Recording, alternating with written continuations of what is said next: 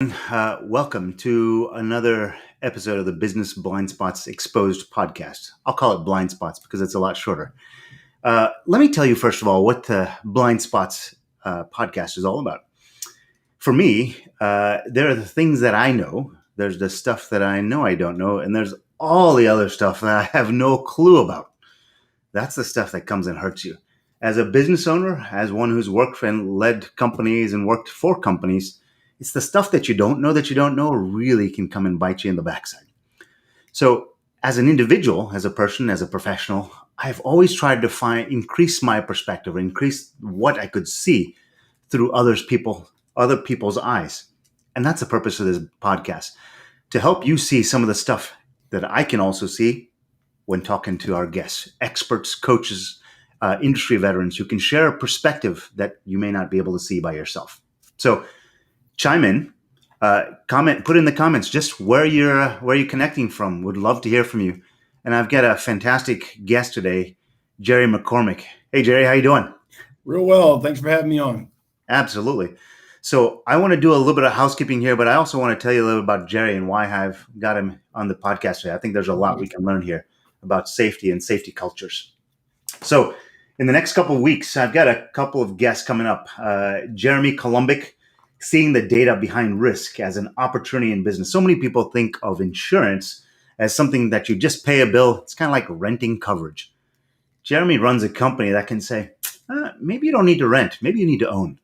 And people start saying, well, what does that mean? That's what Jeremy's all about. Build some equity in your risk. It could become a profit center. I've got Ross Mawini, who's going to talk about data-driven insights into your customers. He runs a marketing company. He's going to start to talk to you about, there's so many numbers around marketing. He's actually going to take a little bit of time to tell you how to start to think about it, because the right thought process is sometimes more important than having the right data in front of you. I also have Rocky Lalvani, who's going to come out the numbers behind why you should think profit first. There's a book written by Michael Michalowicz called Profit First. And it's about shifting your mindset as an owner or a leader of a company. He's going to tell us a little bit more about how he consults with company and kind of lifts them to the next level. But today I've got Jerry McCormick, who's sitting here with me already. A culture of safety and the data behind safety. Jerry, I want to tell people a little bit about your background because, gosh, when you first told me a little bit about who you were and what you've done, I was like, gosh, this is the guy I need to listen more to. When I think I know safety, well, then I met Jerry. So the industry is consulting in workplace violence prevention and distracted driver training. So just a lot of stuff that's in and around companies today. He's a chief safety officer for the company Personal Safety at Work.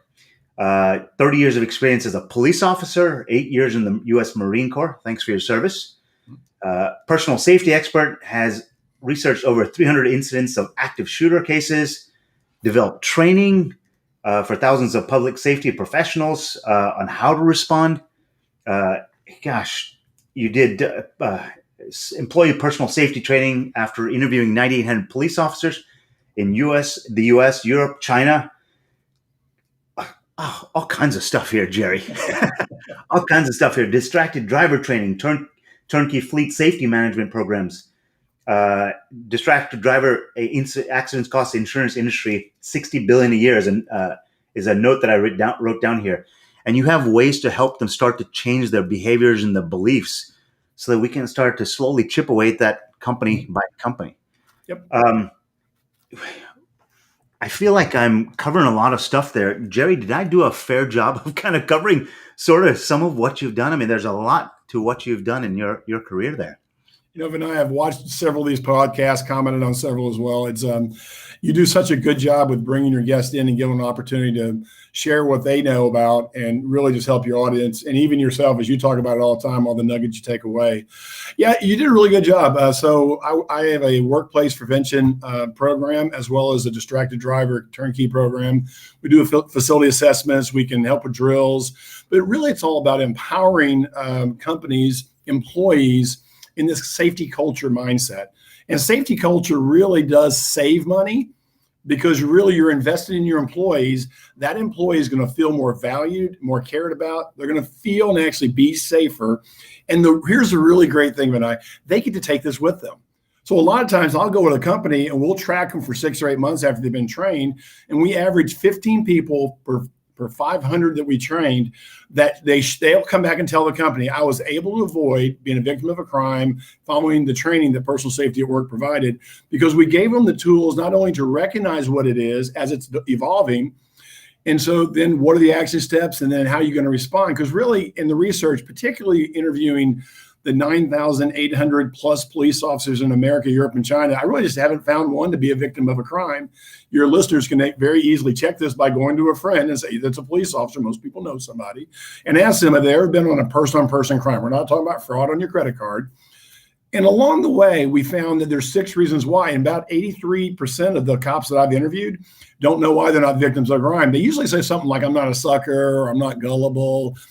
But the reality of it is they get trained on how to recognize crime, or things just developing, a fight called domestic, littering, whatever. Where is it relative to where they're standing? If it's right in the room with them, like right now I'm at Wheaton Academy in Chicago, Illinois, working with one of my business partners, Blue Point Alert System. They're a notification system. I've been trying to find somebody that really does it the right way, because you and I've talked offline before. You need some kind of notification system. You need to practice it. And 99 times out of 100, it's not a violent incident. It's a medical call. But if you could, these guys, they do a great job of, they text notify when a pull station for police or for EMS is called.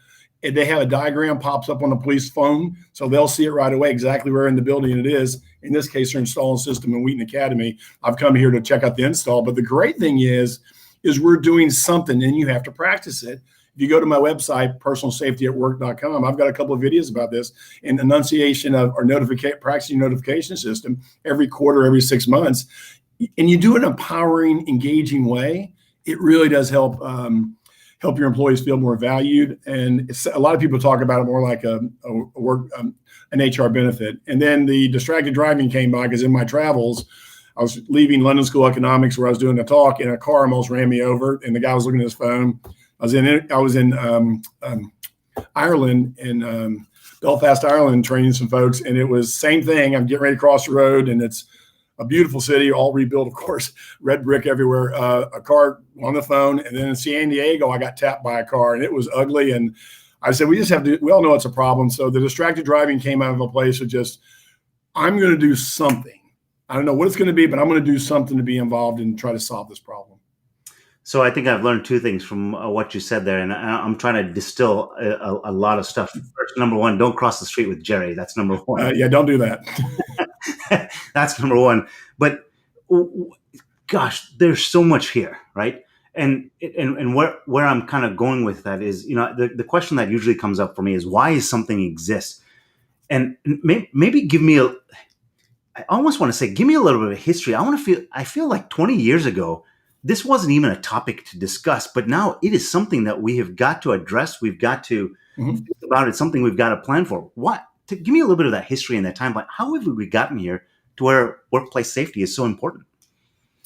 You know what? That's a great question. And what a lot of people don't realize, it's the value you put on your employees. People that aren't doing workplace safety, it's not saying you don't care about your employees, but when you're not talking about workplace safety, your employees are. I was actually just with the superintendent of Lombard Schools a couple hours ago. I visited with him.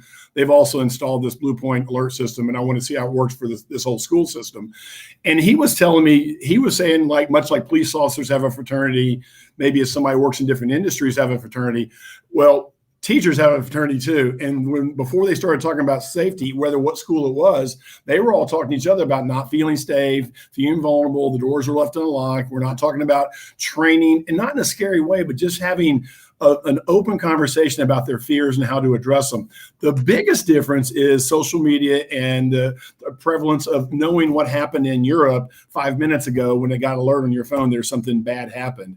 So in fact, if you go back, maybe at some point we'll talk about the phenomenon of active shooter versus mass killings, and people talk about both. But I'll just give you one example. I'm in Chicago right now, and they had 2 recent shootings that were now on the national media. One is definitely gang related, so it wouldn't be active shooter. That doesn't count, and drugs don't count, and organized crime don't count. But I was reviewing the numbers, and so far this year they've had 294 murders in Chicago so far. They peaked up about 21 murders more than last year, and they had 778 murders last year. So they're actually at a higher pace right now. But I found it interesting that different media outlets cover it different. The Chicago Tribune, if you're wondering, keeps a daily count and tells what happened in the narrative of each one of the shootings. But they listed it at 542 murders as of today. And then there's another media source says it's 561. What's the difference? But you mean you're telling me that 19 of those don't count as homicides? So it seems that, but there's always this delta between Center for Disease Control, FBI, and media. So the prevalence of access to information is really the big change. And now almost everybody's talking about safety. And really for your viewers, when you're going back to work and during the COVID-19 and switching back to a live environment, you have a wonderful idea because people want to hear what you're doing to help them and safe from a health perspective related to COVID or other transmittable things that could happen. Any OSHA regulations you can find, wearing steel-toe boots, those kind of things. You can institute this really smart way to bring people back in the office and to set up the system around them. And that's what I do for companies. Whether it's a driving program or a live program, I go in and start talking to the leadership team and saying, well, here's how we can implement the program. We can make your employees feel more valued. They can take these tools, and when they're at their church or at a civic event or they're at a park or they're at a festival, they can deploy the same knowledge because you practice with them at work, and they can take that to their families. It's really exciting time to be in this field because we can do training the right way, not the fear-based way a lot of people want to do it. So I'm going to pull a couple of points out, and Shofu keeps showing up for me. Shofu, thanks for showing up. I always appreciate you showing up, and I would encourage anybody else, if you're listening through, I'm furiously jotting down stats and notes as Jerry's talking to me here. So if you want Jerry to go back through it or actually see if I understood what he was saying, sure, challenge me and type something in the comments. I'd love to hear from you. But some of what I heard from you is really interesting because I just did a podcast about with a guy named Adam Seymour. He wrote a book, Beyond Feelings, and he talks about how feelings in the workplace really matter. And I'll be the first to admit, 20 years ago, if you had asked me about feelings, I was like, what a waste of time, right? I've changed. I've completely changed. How people feel in the workplace, the vulnerability, their security, their fear, that really manifests itself in terms of how those people act in the organization.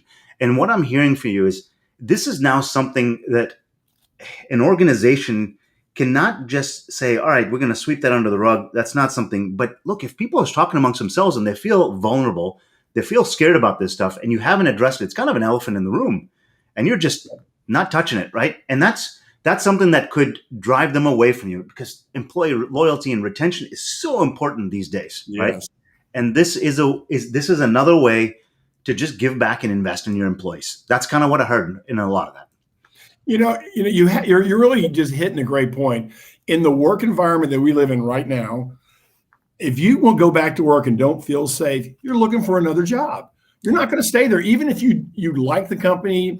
But if you don't feel safe, and it really doesn't have to be, we have to worry about an active shooter. In fact, this Blue Point guys that I'm visiting with right now in Chicago the last couple of days, it's really the idea that we're going to help give you systems that you can easily use and you can deploy around your campus or whatever, factory, what have you. In this case, a private academy, a private high school. You can deploy this and make it in a really smart way. It's not scary, and everybody sees it. When you talk about your employees at the beginning of the year, your students, when you're doing your drills, when you work with the police department to practice this or EMS, we were just talking about a lumbar school incident where a student went into diabetic incident. And they activated the system, and 96 seconds later, an EMS person was standing there. Wow, 96 seconds. This is the superintendent of lumbar schools just told me. And so when you can see that, everybody feels valued. The parents see it, the kids see it, the teachers see it, their spouses see it. Because you think your teachers, with this misinformation about how often an active shooter happens in the school, it's about 25% of the overall 100% of these incidents that get get cataloged, about 30 a year. But about 25% of those, going back to the past 20 years, are in schools. Actually, 24.6 to be exact, percent are in schools. But even then, there's so many other incidents that happen that have nothing to do with somebody trying to hurt you. But if you take the time to do something, and if you take the time to do it the right way and empower your employees that they can take charge and really be involved in incident, the medical incident, be that or some other kind of incident going on campus or wherever your building is, boy, how empowering is that? That you really put in their hands a tool that potentially could save somebody's life. So here's the thing that's kind of rattling around in my head. There's lots of things rattling around in my head, but the one that's kind of coming to the front right now is I don't know that I fully understand the scope of what people should take a look at. I mean, so active shooter versus workplace violence. What do I need to be aware of? I guess because I think that's part of my problem. I don't even know what to pay attention to. Right? Can you kind of break that down for me a little bit and help me understand that? I sure can. A couple things that come to mind. I want to talk about, let me define two words real quickly for you. Okay. We hear the term active shooter. That's when people, the definition, attempting to kill, let me see if I can get the camera right here, attempting to kill or kill in a confined space that's populated. Now, you would think that would be a universal definition between the FBI and Homeland Security. Well, it's not. The FBI says, well, it's not a confined space. What about an open field? Jonesboro, Arkansas shooting. The kids pulled the fire alarm in a school outside the White House last August. There was a group of people outside the White House to get shot. That was an active shooter incident. So it really, and another thing about active shooter, it can't be organized crime, it can't be gang related, and it can't be drug related. So if any of those things happen, they don't define that as active shooter.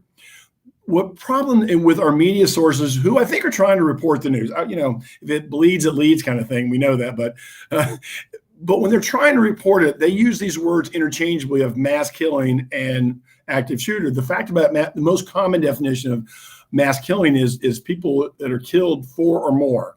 So it could be any kind of incident, gang related. There's this party that happened in Chicago right now. They're not 100% sure why, if it was gang related or not, or drug related. But 8 people were shot and 4 people died. So it would be a mass killing. Now, will it be an active shooter event? We don't know because we need to know the origin of why it happened when they determine that. And the FBI, if you don't know, you can go to the website of the FBI and type, or you can just type in your Google search or however you do it. FBI active shooter research, and they'll pull up the first studies from 2000, 2013, and they've refreshed the study each year. Well, in that study, and I'll just give you one example, people focus on active shooter, and I think that's a mistake. Number one, there's a reason why. So in this first 13-year period, 2014-year period, 2013, the first part of the study, and then they refreshed it with Texas State University, I think it's 684 people were killed in active shooter events. And people get a little squirrely on that because, like, boy, that's a lot. It's very sad. I mean, it's unexcusable. It makes no sense why somebody would want to kill somebody. There's no beef. There's no fight. It wasn't, it just doesn't make sense to anybody. It doesn't make sense to me. And I've done a ton of research on it. But when you exchange that with the number of people that died during that same 14-year period, it's 254,761 people were murdered in that same time period. So it gets 0.000182, I think is the number that I haven't done in a while. So it's something like that. So really, we ought to talk about a holistic look at workplace safety. So that's talking about your facility. We can do a facility assessment for you, and whether it's, I did the water system as my last year with the town of Cary when I was on special assignment with the manager's office. I went from the police department to there to do that last job, and during that time, we did the water system assessment, which now is required federally with an engineering firm, with Dewberry Engineering actually, but we did that for them, which was great. But we put in systems like, how's your process of coming in? In other words, I go by the slogan, excellent security planning is excellent customer service. In other words, if somebody comes to your building, if they know where to go and they know where they're supposed to be and how you can move them around, say, think of a doctor's office. Generally, you can walk up to the receptionist, check in, then you have to wait, and there's a door that's locked, and somebody comes out and gets you or calls for you, and you go back, and then you go in the room. Well, that process can be set up whether you're in a doctor's office, dentist office, or if you happen to be in some other kind of building. How do you greet customers at a warehouse, for example? what's your signage like, and what's your lighting like, how to use your cameras. And if anybody's watching, if you have a camera bay, wherever your reception office is, think of your child's school. Put a camera bank of all those cameras around your property, no matter what kind of business. That though, when you go to your kid's school and see those camera banks in the principal's office, that's not for them. It's for you. They want to make sure you know we're watching. It's a subtle sign. Every school does it just about down in America. So really the focus should be on the training, and then we need to practice that training. And we need to tell people, we need to communicate to the employees, you did nothing wrong, but we have cameras out here. We're paying attention to the cameras. We're watching for people who belong or don't belong, who has an ID on, who doesn't, who has a scan card, who doesn't.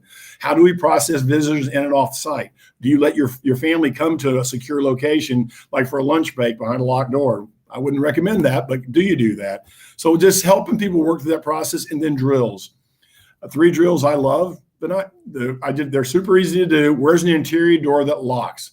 Because I have a single case of an active shooter I researched that shot through a door, saved the Virginia Tech shooting, and he followed 2 kids in. They were on his manifesto to kill, and they got behind a locked door and barricaded, and he shot through the door. But he's the only one, because most active shooters I've talked to or read about, they've actually said it's kind of like a fiduciary responsibility. They have so much bad stuff they want to do. If they start shooting indoors they don't know about, but getting behind a locked door and using this great commercial grade construction there, they have polymer in the windows, and they won't break out and come in if they got shot through, for example. I mean, you can use these systems to be in place, but it can be done in a way that we want to make sure you guys know how to protect your friends and families, because you're our most valuable asset. And when you come from an approach of creating a safety culture that makes the employee the most valuable asset you have, which is what it is. If you don't think so, then that's a problem for that company. So we talked a little bit about active shooter. We talked about workplace safety, which is really the place that you need to start to spend some time looking at. Talk to me about, there's the whole component in and around fleets. I mean, that's a whole nother area of consultation, kind of helping them change and shift behavior. I mean, there's so many facets, and I wanted to kind of try to see if we can walk through each one of them. Talk to me about that. Well, as I think I told you before, I was born out of frustration just because I was getting bumped by a car in San Diego, but it was, what I found with this, much like workplace violence training or workplace prevention, and I say it's empowering your employees for a safer environment, but in any event, when we start talking about safety culture, whether you have to file OSHA regulations, whether it's workplace violence prevention programming, empowering your employees in that way, when it comes to implementing programs like fleet safety, we have to start talking from the beginning. What are we trying to capture?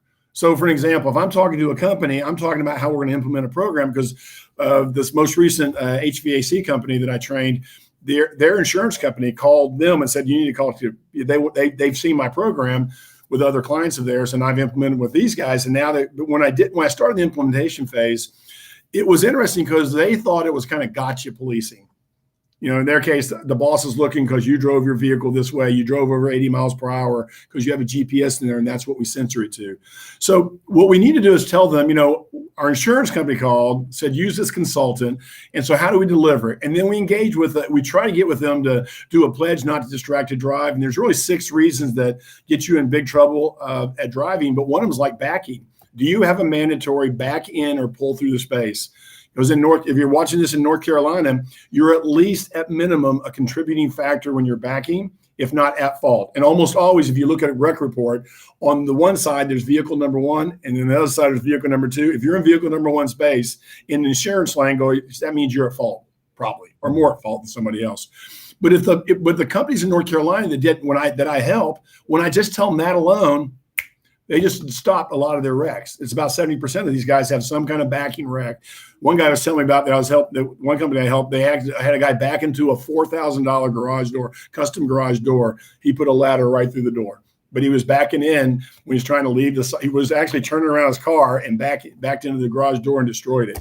So it was, so if we can stop backing in. And the other one is how do you talk about fleet safety? Part of that's where you're going. So in other words, you allow a wrapped vehicle with your logo to go to the ABC store. I don't care if you drink or not; it's not my business. But is that the logo where you want your logo? Or when you're going in, are you having a logoed shirt on when you're maybe going to a place that most of would agree or it's an adult establishment of some form, or you're going to the ABC store, or you're going into a bar and you got a logo shirt on? Is that really the company representation you want? And if you allow your employees to drive their vehicle home, Okay, how's it being maintenance? Because if you don't know the maintenance record, so if you're not tracking how quickly you replace tires, your car will tell you if somebody's aggressively driving by braking aggressively, aggressive acceleration, how quick you turn the tires. So maybe they should have some artificial intelligence on their fleet vehicle that can read all that out, right? What do you think, Vinay? I think that's a fantastic idea. I think it's great. It's probably know you. But when you put all this together and you give them a turnkey program, the win about it is we let these employees, they get involved, they take partnership, and they can really save some good money on their insurance. And more importantly, they feel like they're part of the solution. And at least with personal safety at work, I allow any of the kids from any of the employees. So every company people have purchased this turnkey program, all their 15 to 21-year-olds can take the course for free. And if you're like a company like Liberty Mutual is your insurance agent, you get a 5 or 7% discount on your insurance. Think about that for a teen driver. That's a lot of money. Yeah. Wow. So I want to kind of review back because I've just been jotting down notes here as we've been talking, and I think there's threads here that I want to pull on. Sure. So I always think in terms of these blind spots, right? Some of the things that first one I heard was safety culture actually saves money, and the reason why is because if I kind of jump ahead here. Safety is not about gotcha policing, and safety security should not be an afterthought. It should be a forethought, right? You should think about it beforehand. Mm-hmm. And if you really do plan for it the right way, it can save you money because first of all, employees aren't leaving because they feel safe and secure and they won't look somewhere else. I feel secure here. But then also they see it as a potential investment in them. You are investing in them. And they'll feel that. So you improve or employee morale. You save them from walking out the door. You get them to endear them to you. So there's just a lot there. I heard about this idea. If the culture in the company, people are talking amongst themselves, that's something you just want to, those negative sentiments, you want to get them out and get them into the open and dispel them. And here's an opportunity to do that. We also talked about this idea of active shooter and the multiple definitions there versus mass killings, and the idea that you should really focus on workplace safety and not the active shooter. Gosh, it sort of should be part of the conversation, but it should be. I give about 5 minutes to active shooter and 55 minutes for the hour program for everything else. So, gosh, Part of the challenge with what you do is educating people as to what they need to be aware of, right? If they're anything like me, probably dumber than a rock, they don't necessarily know where to start, right? So where does someone start with this? So someone calls you up. I don't know that they just, lots of times things would just start with this, something in your gut. And you're like, I know I need to do something. I don't know what to do. When someone's calling you up for the first time, Jerry, they don't know what to ask you because they don't see it. They don't know what called. How does that conversation go? What are they looking for? What are they trying to solve as a problem? This is really just I'm so glad you asked that question. A lot of people I've heard the phrase, you don't know what you don't know. And what a lot of people think, I get this all the time. They think, that employee safety training facility, which I throw in the facility assessment, you don't need the Homeland Security version of my training. That we've got a grant for $30,000 and train a bunch of people in the town of Cary, 10 of us, on how to do this, the Homeland Security version of a water plant or a stadium or what have you. But looking at your facility and coming in with some practical skills. Usually it's only $1,002 if I'm going in. The most expensive place, a guy had at a pharmaceutical plant in New London, Connecticut called Sheffield Pharmaceutical. He had a automated, only one door wasn't automated on a roll down system. And it cost him $12,000 to fix that door. But otherwise it was a couple $1,000s on some changes they did. And their employees just really appreciate that kind of thing. So the starting place is having the conversation. Like, what are your concerns? Let's validate some of those. And when you come with active shooter, I usually come with the data, something like this. On the last 20 years, on average, we've averaged 22.5 active shooter events a year. They've ticked up. I think there's more of a awareness because we populate the data. It's in news reports, that kind of thing. But the other one is it might be a little bit more frequent. But the other data number I use is 27. That's the average number of the last 10 years of lottery winners of the jackpot lottery. I'm not making fun of active shooter. Please don't hear that. But I'm just saying, if you want a scalability, because to win the lottery, at least the Powerball, you're 292 million to one. I think it's the last I read when I did the research initially. When I look back at these numbers, so that's if me and you had a ticket together, that'd be 2 people. If I won or you won it by yourself, that'd be 4 people. So it's like we do that math, but it's 27. Nobody buys a lottery ticket and quits work. I just don't. Well, so I think we need to give the. So let me distill that. Basically, what you're saying is you could buy a lottery ticket for every day for the rest of your life, and you probably have a better chance of doing that than getting into an active shooter situation. Yeah, and when they happen, they're terrible, right? There's an insurance manager at a major insurance company that I'm doing some work with. He's paid out 2 of these incidents, one for $6 million and one a part of $28 million for an active shooter incident. You have to think Sandy Hook High School, elementary school alone. Well, Sandy Hook happened. They tore down the school and rebuilt it for the tune of $19 million, I believe. That's the most expensive non-payout for insurance in active shooter history. The other one is that people think about active shooter like my clients in China. I'm just communicating with the school. There's a person that brings me over for their school, 7 of their schools there, and I'll share this article. 2 hours before the Sandy Hook shooting, they had a person go into an elementary school in China and stabbed 27 students and 1 adult 2 hours before the Sandy Hook shooting. And now they're on the rise significantly for mallets, knives, and machete attacks in schools. So I'm communicating with that person that owns the schools, these private schools, to explain, hey, if you're not having me come back and talk about it, at least have this conversation. We need to have some way to fend off if people bring in a knife. So it's just an ongoing topic about how we can live safer lives. Really, that's the starting point. But once we start that conversation, we just have to be reasonable. I mean, no one wants to put a 70-foot fence, well, you may want to, but you shouldn't, a metal fence around there and, hire 400 armed guards to stand by each classroom. There's some really practical things we can do. And when the more awareness, more visibility, and more conversation about, what's a threat, where's the threat, what are your general action steps, how are you going to respond physiologically? Because that fear-based, most people say we were so scared, we froze with fear. It was called the startle effect. But if we talk about that, we can mitigate that. We're talking about how you trust your instinct. I strongly recommend the book Gift of Fear by Gavin de Becker, Gift of Fear. It's an excellent resource to talk about fear. And in the middle, there's 4 studies to talk about if somebody says, trust me, or I promise, and they just met you, they met a girl at a bar kind of thing, which young girls that are dating, this is really good. I think this is really good for them to trust their instincts. Something's wrong, because it probably is, if there's something up. And then finally, how to use the facility. If you knew that the glass had 2 sheets of polymer in it, so if it broke, it wasn't going to fly into this principal's office that I'm in right now, or if the concrete walls or the metal veneer of a building now, because you really can't buy a commercial, you can't build it because building code pretty much requires some stone, some brick face, some metal, or some glasses. That's generally what things are built on. So it's really a great chance for us to take a really sensible look, some really simple action steps, and then practice those with drills. 3 drills I really believe in. Where can you shelter in place? In other words, where can you lock the door and get behind it? I talked about shooting through a door earlier. Do you know how to lock down your facility, close the dealership, auto dealership's front door? Do you know how to, and then where would you go to an alternate place? Much like the school I'm sitting in right now, they have sister schools. We had it in Cary, North Carolina. Davis Drive Middle School and Green Hope High School were sister schools. So if something happened to one of the campuses, all the parents and those kids would be shuttled to the other school.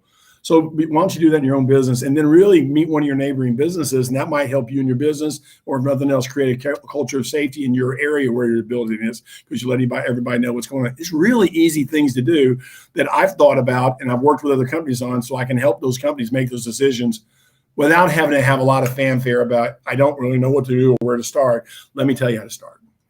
So, and I think to me, what kind of comes out as I'm listening to all this, is that police officers don't get into person-on-person crimes very often, and the stat that you told me is 83% of those police officers don't know why they're not victims of crime. So clearly, it is something just about the way you behave, about the way you think, about the way you interact with the world and perceive things that are happening around you. So it doesn't mean that you need to be walking around in a bubble. It doesn't mean that you need to be walking around with an AR-15 or strapped around your shoulder or something like that, right? it's just the way you walk into the world and you're prepared for it before it happens. And that's it. I mean, it's just a practice and it's a behavior that you get into. And it seems like to me, that's almost a starting point. Just by investing in that, you just give some preparedness yourself. And that's just a gigantic step forward in and of itself is kind of what I'm hearing. Right. Can I give you an example? I use this. I use this bit when I'm speaking on stage. I'm much more theatrical then. I'll dial it down a little bit. A few months back, my wife and I I was heading to this. We have a Staples and a Trader Joe's near our home in Cary, North Carolina. So I'm heading to the store to get to Staples to get some office supplies. And my wife said, "Hey, can I ride with you? I'm going to go to Trader Joe's." Absolutely. I get my stuff. I walk out. And in front of Trader Joe's, there's this kid running around, cutest kid you've ever seen in your life, and a guy about 7 foot tall with a loaf of bread, and he basically was doing this. Everybody came out. He would lunge at him with the bread. And my wife's like, "Can we go to Trader Joe's?" I'm like, "No." Do you look and see what that guy's doing? Now, he didn't do anything at the time. He wasn't doing anything to hurt anybody. And I make a good bit and try to make it funny on the stage. But the reality of it was there was something wrong there. And what police officers pick up on pretty quickly, it's the behavior. Like if you're just think about how many times you think somebody's kind of following you. You speed up, they speed up. You slow down, they slow down. Or somebody's on their phone and they're walking they're not saying anything and they're looking at you or they're looking at other people. Something just doesn't look right. And when you have that, Vinay, that's when something looks out of place, it may be nothing. It may be innocuous. The guy may have lost a bet and said he had to stand in front of Trader Joe's. Now, of course, I got in my car and called my fellow Cary police officers. I was retired at that time, but I called my police. You might want to check on this guy with a loaf of bread at Trader Joe's. And nobody had called them yet, which is kind of funny to me. People walked in and out and thought it was nothing. But when it seems out of place, that's the starting point. It doesn't have to be super scary. And that's where we can help our employees really find a reasonable approach to things that are out of sort. And then again, if you know the action steps, I have 17 years of research in this list of action steps. I started with active shooter training and the police officers how to respond and what to do. What we tell our school teachers or what we would tell our the businesses I did a training at Lenovo in Morrisville, North Carolina, at building number 8. If you guys are watching and work there, and then we showed them the action steps, and they started employing those action steps. But once you know what to do, you're empowered. That's just power to know what to do next if something bad happens. So, Jerry, why this is resonating so much with me is, look, as a company that studies data, we go to companies all the time and say, hey, look, those suspicions that you have as a business leader, things that you think are happening, the stories that you think are happening in your business, I can help you figure out if that's true or not. Because lots of times if a business owner or a leader in a company or even an individual, a technician, employee feels like something happened, there's probably a good chance that I'll call it the spidey sense. The spidey sense is going on alert, right? And it's the same message that I'm saying, right? We go to these owners and say, hey, you think something's happening in your business. Let's find out if it's actually true, but let's go find the data to do it.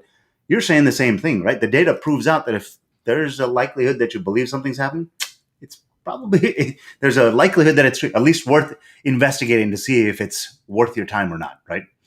And I think that's exactly what I'm hearing from you. Sorry about that. I would just think you apply this to your everyday life. Let's say you have a disagreement with a friend of yours, maybe your spouse, one of your kids.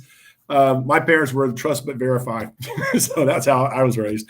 But when you think you have a hunch that you have something didn't go right, a conversation, maybe they said something out of the way and it bothered you, you can use those same senses or hunch that something's wrong and do the same thing with what's in your environment. And if your environment doesn't feel safe or something's out of place, it's pretty easy to listen to that. Where we get into the problem is, these people are kind of like John Wayne. They're never scared of anything. And you have other people, it's like the sky is falling, and it's just the littlest thing. Or maybe you go into Starbucks with this person one day, like, I'll have and they were straining to get it. I think it's awesome because if your biggest problem is ordering Starbucks, you have a pretty good life. But it's this idea that you get signals something's going wrong. Just use those signals that you use in everyday life to protect your family, to protect yourself. and take those additional steps. If you either go on my website and watch some videos, it's personalsafetyatwork.com. There's 6 videos on there you can watch. I publish them. They're part of my e-learning to make it seem more alive. But I've one on there talking about this theory about what police officers know. I've got one on there for notification. One time I used it for a tornado that was coming towards my house when I lived in Raleigh. One on, a couple, they're just telling these stories. What would you do if a road rage incident came to you at a gas station? I talked about it the next day. I talked about it at Hawaii the next day. One of the people in the presentation had this very thing happen, so I recorded a bit on that. But we can just take some simple steps. And if you take just a little step, but you don't have to hire somebody if you don't want to. Just take some of the things I'm telling you today and just apply them. If you have a small business of 5 employees, it's really easy to have a conversation. And when you start talking about safety, they're going to come up with some fear ideas. Listen to the fear ideas. And that really is going to, when your employees heard about that fear idea, you were saying earlier in this broadcast, when they start hearing that and you allow them to talk about that, it exposes some of the either fallacies to what's going on, some misrepresentation or some of the things maybe management or leadership has talked about. And then whenever you're helping that employee understand what the culture idea, you go back to safety culture. We want to live in a safety world. We want you to feel safe at work. Here's all the things we're doing for that. And it doesn't take that much. It hardly takes any money. It just takes you taking the time to care enough to have the conversation, because they're having it either way you're having it or not. Whether you're having it or not, it doesn't matter. They're having that conversation. So what I heard here is, and I love the title of this. Couple of things that I jotted down here, right? Is this, I think it said Gavin DeBecker is the name for Gift of Fear. Is that what it was called? That sounds interesting. Yeah, there's lots of evidence about why the brain does what it does, and when sort of that spidey sense, the amygdala starts firing, right, saying something here, it's an opportunity to see. Because the other thing here is suspicions usually is that fear, right?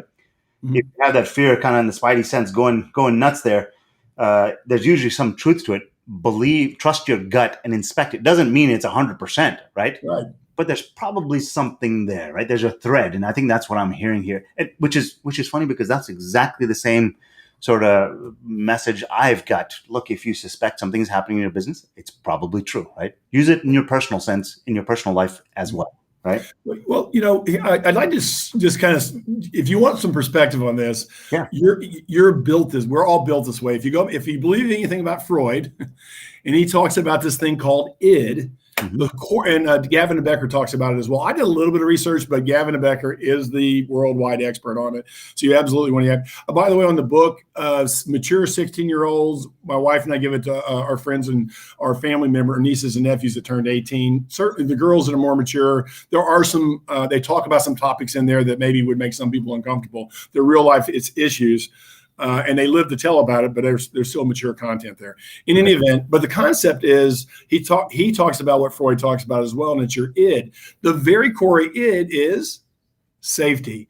Our core of our being talks about safety. So when you don't feel safe, there's a reason you don't feel safe. Some people would say they make themselves feel vulnerable, and that vulnerability in an unfamiliar situation, I'd be a little more cautious than I would when I'm talking to you, because I know we know each other. We talk business all the time. We've had lunch and coffee, so we know each other pretty well. We talk about each other's families, so we know it. But when I'm talking to somebody I just met, it's not time to be vulnerable then. It just isn't. And when you think something's wrong, you go back to what you just said. When you think something wrong and you don't listen to it, you're not listening to your core of who you are. Now, if you're always scared, that's a problem. You're never scared, it's a problem. But at least being aware of that rising up that something's wrong, you can just attribute that. And really, because once you get yourself in this really unsafe place, then the fear kicks in. That fear that goes back to what I said, that startle effect. You have auditory exclusion, your vision or your memory kind of starts lapsing as you really remember the focus. Your vision goes 3 degrees, your heart rate increases, you lose finger dexterity, and all of those things lead to a fear response. Now we train and inoculate first responders, police. Firemen have to go with a blindfold into a burning building and find some widget that's supposed to be a lost person. I don't want to do that. It's not in my wheelhouse. But we have some really brave men and women that are firefighters that have to train that as well. A lot of other first responders do the same thing. But when we're having this conversation where you and I may not be trained in that, we can just at least be aware that that's going to start welling up. When it starts to well up, there is something going on. Just it's how you respond to it and that controlled nature. How you can. It's really important just to recognize the it's starting to percolate, and then when you see percolation, you might want to pay attention. So I want to make a connection here, right? There's terminology and language that I use and ways that I think about things, right? When people say they go by gut feel, fear is a gut feel, right? So that suspicion, that fear. So again, just to kind of connect the dots, at least in my head, if you walk into a situation and you say, it's a little too dark in this alley, I just don't think I should. There's probably some truth to it, right? Maybe you should think twice about that. Well, I don't know. I was raised with a pretty violent man for part of my life. We'll just leave it at that for this. I don't know who's on the call here, but when he had a temper, he hit. And my mom was living with this guy, so essentially we were living with this guy. It was after my mother and father divorced.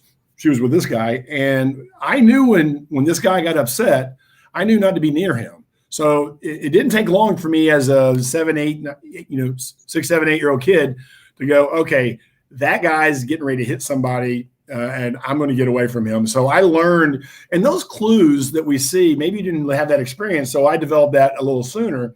But it's just it's really, is there something your body will tell you something's wrong? Well, and the reason we get so much value out of our employees receive so much value when employers take the time to have a safety culture, they take the time to have somebody come in and talk about employee safety, put in practical solutions, not big metal gates, but do simple things to make your environment more safe, workplace practices, distracted driver program, tracking the way you use. When you're, like you and I've talked several times, when you have excessive brake use, there's really no one reason that happens, because you're excessive braking. So if we don't talk to the employees about that, we don't watch that the wheel come in closer and closer and closer, because once you've been there 6 or 8 months, the vehicle should be driven more responsibly. You don't allow idling. You don't allow excessive idling because you don't want, or leave the car on because it's cold. So it'll be cold when you come back from lunch break. No, you wasted a bunch of gas. It wasn't good for our economy. It's not a good look for your company that's wrapped. A vehicle that's wrapped idling and with nobody in it doesn't make any sense. So we take those steps. Somebody's back behind me on those. Hello, surprise. So when you don't have that conversation, you're almost saying it's okay. Or you're saying it's okay not to feel safe at work. It's okay not to take this time to engage me and find out how I feel about my safety at work. Or when I leave at night, how do I leave the building? Where's my parking deck, or where do I park my car relative to where my office is? And a lot of this work from home stuff has really been great because burglaries are down because everybody's home. So, but now we're starting to go back to work, and these companies are opening up, and we're going out more frequently. I mean, previously, pretty much your grocery store or your pharmacy was about the only place you can get attacked, because no one went out to anything else during the pandemic. But as we open back up, it's just a really nice time to take a look at your company and see where you are. Maybe talk to your employees about it, and then find not somebody that's scary. If you don't want to use me, that's okay, but use somebody that's empowers your employees to feel better with facts, not fears, not talking about. If you're only talking about active shooter, what a waste, because you have all this myriad of other things that could go wrong. Actually, everywhere I speak, I have a crime map. And I put a crime map up usually midway during the presentation. How'd you like dinner last night? I say to the audience. I have a speaker ball, and I'll throw it into the audience. It's actually a cube. But anyway, I'll throw it into the audience. About up to 2,000 it works, people. And I throw it in, and then they'll answer, like, where'd you go to eat? Where'd you go to eat? And they'll talk about it. Who'd you take with you? Great. Did you know there's a homicide right there? It was right around the corner. It was Lucas Oil Stadium. I was in Indianapolis on this call. They had 2,051 crimes in the last year. If you've been to Indianapolis, it's a really super safe looking place. You wouldn't think it'd be too that. They had 138 armed robberies that year. And I had 454 assaults. I don't want to be around that. 2 homicides next to Lucas Oil Stadium. I don't know if that's or not, but something that's coming up for me as you're talking about some of this stuff is that, if you want to deal with something, the first thing you got to do is you got to be aware of it. Number one, right? You just got to recognize that it is.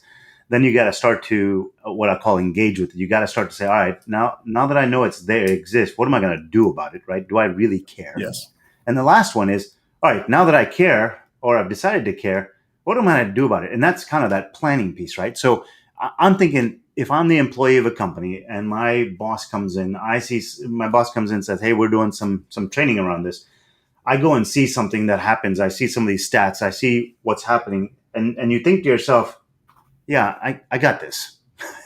Right? It's just that thing is done because I know that this is a possibility. We've talked about it internally in terms of what can be done, and we've put some plans in place. And sure, we did the training at the office, but I just saw something on the news. I heard about something through social media, whatever else. Hey, family, let's just sit down for a few minutes. I learned something today or last week, and I don't want to just talk about this for 5 minutes. If something happens, kids, here's where I want you to go, and that's it, right? Run through the backyard to the neighbor's house. I've already told them you're going to be coming if it's 3:00 in the morning, and that's it. But now you've got that peace of mind because you just put a plan in place. That's it, and that's basically what you do, right? I tell you what, you can do one better. I did this with I'm not sure I should say their name, an international company, and but this was the first time I ever did it. I allowed them. They bought the e-learning. I allowed them to film me since they did, but in the contract I gave it to all their families. So every family member got to take the course that I gave them live and on e-learning. And what the number one, the feedback their HR got was, or excuse me, the risk manager's office was completely, I didn't see it coming. I just thought it was a nice thing to do. It was kind of altruistic thing to do. I thought, well, because when I'm doing a training, I allow them, they can't sell it, my action steps, because it's my research. But in my agreement with the company, I allow them to give it to any civic organization. In other words, if they have if they have a gym they go to, or if they have some kind of religious thing they do, or they have some place they hang out with their friends, it's a country, wherever they spend their time, they're allowed to give my action steps and talk about what it is. And I'll do a phone call if they want me to walk them through a step, help them set up a program over the phone. Because what we want to do is we want to take these employees and empower their families. Because once you get the family unit, because what's the biggest fear? Your kids. We talked about your children before. Having your kids go off to college. I literally had this conversation with a leader in one of the school systems here this morning. Like, what's your biggest fear? My daughter going to college in New York next year. So, we set him up with a course. His daughter's going to take the employee safety online training. I have a learning management system now, so I can deliver it to him so his daughter can take it before she leaves. And we have a distracted driver and do the same thing. But the idea, though, is that you can do something.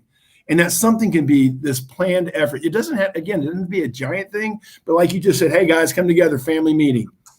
Let's talk about how we do this. And there's one of my videos on my website where I used it was a tornado. Hey, wife, kids, dog. I actually say, don't ask what order. Wife, kids, dog. Let's go get in a closet here, take the vacuum out, family in, wait for the thing to pass. But my family hadn't, my wife knows what I do, but we haven't really done a drill. And that made me just think, to your very point, now that's one of the reasons I give it away to their families, because I don't want this just to be, because it's probably not going to be at work. It's probably going to be at a gas station, or you're out at a restaurant. Somebody's over there kind of having when you can have a disagreement with maybe somebody you love, and everybody else knows it maybe looks polite enough, but you could tell something's up over there. So, but we want to help those people, the family members. We want to help their family. And as a corporation, if you can empower your employees' families to live safer, that's a home run. And if you don't think it, I can show you many comments and emails I get.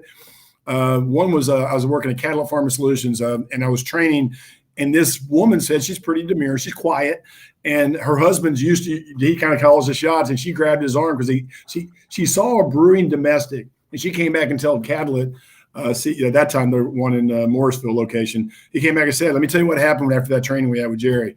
And so, but because it was a sensible approach to notice something's out of place, and at minimum remove yourself from that thing that may or may not be going wrong, but you're not sure.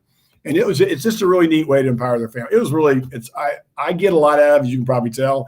I get pretty jazzed up about it, because how does it feel to make somebody feel and actually be safer? It's the coolest thing to me.